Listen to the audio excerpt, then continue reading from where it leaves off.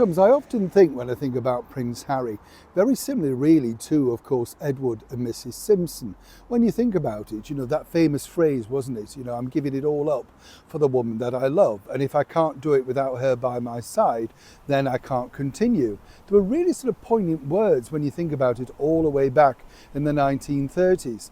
And when you think also, as I've often said here on the show, history truly just repeats itself. Because when you think about Prince Harry, he literally walked away from the monarchy, gave everything up, and then really slapped back to our late and brilliant monarch, Queen Elizabeth II, by saying, royal isn't a word that you own and service is universal. I mean, just incredibly rude at every single corner. And now when you think more than ever, he's, trying to share his diary in order to not clash with senior royals. And you think, Harry, the boat has sailed. Nobody's really interested in what you're doing. No more so, of course, than his wife, Meghan Markle, who tried desperately to have a crack at becoming an entrepreneur. Now, I'm not knocking that, as I've said, worked with many different people. Some people it hits, some people it doesn't. It boils down to, familiarity and whether people actually like what you're selling or not. But now Harry's finding out the very much, shall we say, the hard way that celebrity is the cold, cold world, particularly when you're not in power and particularly when you don't really have that much to offer. As ever, let me explain.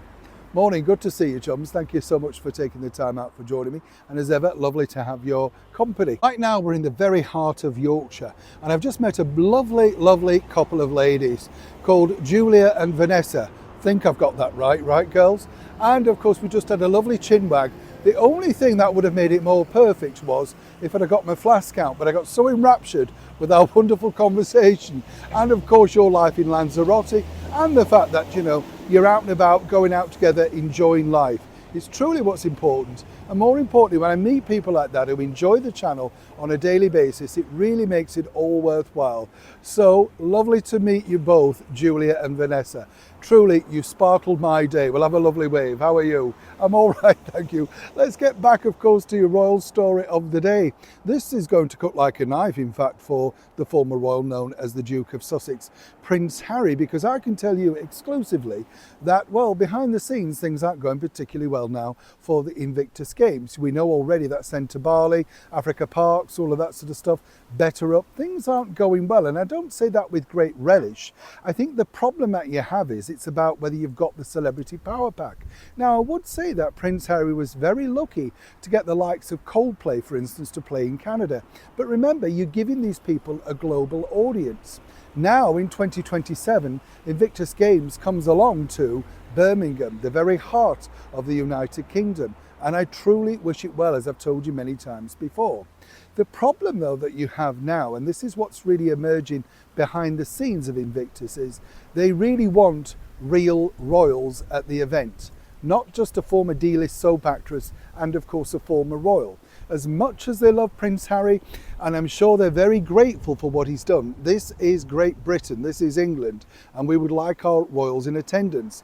I can tell you first and exclusive that Prince William has been written to see if they could organise some kind of meeting together with regards to cementing something, whether it be a public support message, something like that, or indeed a further fetch down the line.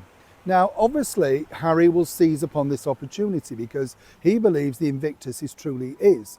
As we know, Invictus was set up alongside His Majesty the King, then, of course, the Prince of Wales, Catherine, William. Everybody had a hand, including senior courtiers that Prince Harry claims he didn't like, in order to help this project become the international success it later became.